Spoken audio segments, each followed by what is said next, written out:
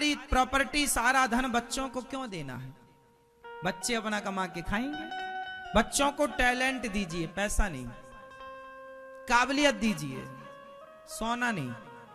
सोना चांदी वो कमा लेंगे, पैसा खूब कमा लेंगे। गुण हो, हाँ या ना? आपने जो कमाया है उसकी कमाई का कुछ हिस्सा सेवा, परोपकार। आजकल लोग पूरा कमा कमा के खाना चाहते हैं, हिस्सा निकालते ही नहीं। अच्छा बताओ, आपकी कमाई का एक हिस्सा सरकार का होता है कि नहीं? जैसे इनकम टैक्स कहते हैं, हाँ या ना? आपकी कमाई का कुछ हिस्सा सरकार का होता है, तो वो सरकार को आपको चुकाना पड़ता है। इनकम टैक्स बोलते हैं उसे। आपकी कमाई पर टैक्स लगता है 30%। आपकी कमाई का 30% हिस्सा सरकार का होता है। आपने 100 रुपए कमाए तो 30 रुपए सरकार के हैं, हाँ या ना? ये नियम हमारे भारत का है, हाँ या ना? आपकी कमाई का कितने % सरकार को देना पड़ता है? 30%। आप इनकम टैक्स तो भरते होंगे कि नहीं भरते? नहीं भरते तो फिर आपको पता नहीं है। भरते हैं तो आपको पता होना चाहिए कि आपकी कमाई का 30% लगता है। वो सरकार को नहीं दोगे तो सरकार आपको चोर कहेगी। इनकम टैक्स चोर है ये। तो सोचिए कि आपकी कमाई का 30% सरकार लेती है, तब आपका वो पैसा 1 नंबर का होता है, शुद्ध होता है। तो आपकी कमाई का कुछ % भगवान भी तो लेते होंगे। लीगल तो ये है कि भाई लें, लेकिन आप दें तब ना लें। अब जितना आप कमाएंगे सारा कमा के खा जाएंगे, बच्चों को देंगे। भगवान कहते हैं कि भाई 100 रुपए कमाओ तो हमें 5 रुपए। सरकार 30% लेती है, भगवान कहते हैं मैं 5% में खुश हूं। और छोड़ो तो भगवान बोले मैं 3% में खुश हूं। आपकी कमाई का 3 रुपया आप गरीबों की सेवा में लगाओ, दीन दुखियों की सेवा में लगाओ, समाज की सेवा में लगाओ, तो वो भगवान खुश होते हैं कि हाँ तुमने सेवा की है। भगवान की खुशी किससे है? भगवान कहां है? आप सबके भीतर हैं, विराजे हैं आत्मा के रूप में। वो परमात्मा जब आप तृप्त होते हैं ना, तो वो तृप्ति आपकी नहीं है, भगवान की तृप्ति है। आप तो आप हैं ही नहीं ना। आप कौन हैं?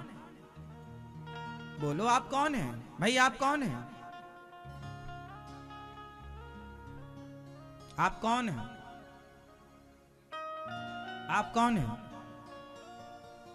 कोई कहता मैं सचिन हूं, मैं सौरभ हूं, मैं गोविंद हूं, मैं गोपाल हूं, मैं मनमोहन हूं। लोग अपना परिचय देते हैं, मैं ये हूं, मैं अनिरुद्धाचार्य हूं। ये परिचय यहां का है, व्यवहार जगत का। रियल परिचय नहीं, परिचय नहीं है ये हमारा। आप कौन है?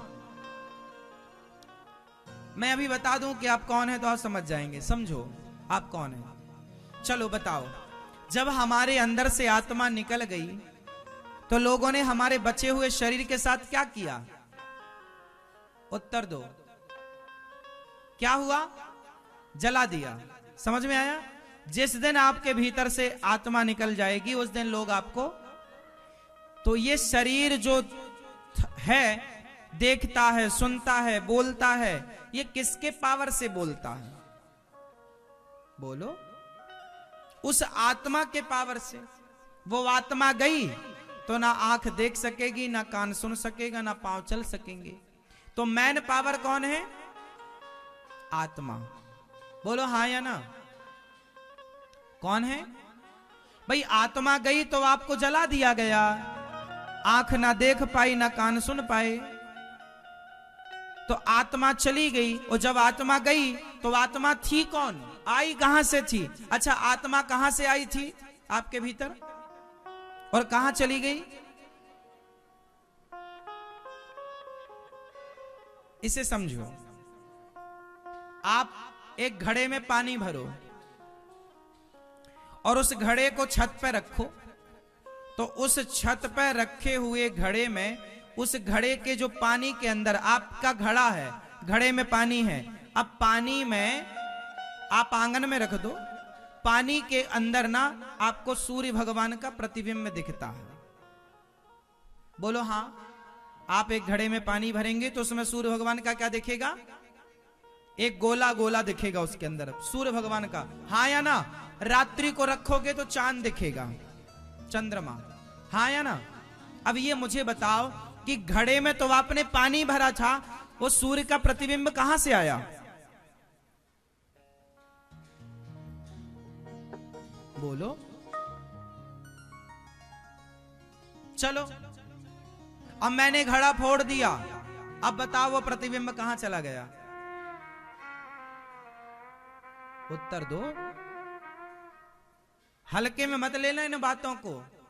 तुम्हारी उम्र हो गई होगी पर इन बातों में तुमने कभी गौर नहीं किया होगा।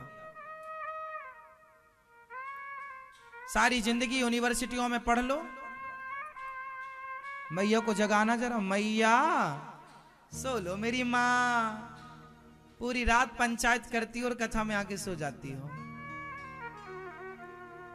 जागो, बड़ी नींद आ गई महाराज जी। कथा है इतनी अच्छी, लोग सो जाते हैं। सो जाए मतलब शांति मिलती तब तो सोते हैं। कथा में शांति मिलती है। पिक्चरों को देखने में आदमी नहीं सोता, मूवी देखने गया ना नहीं सोएगा 3 घंटे, क्योंकि मूवी अशांत करती है चित्त को, कथा शांत करती है चित्त को, इसलिए कथा में नींद आना स्वाभाविक है। बस वो तो हम मूर्ख हैं जो सोने नहीं देते हैं, हम बड़े दुष्ट आदमी हैं।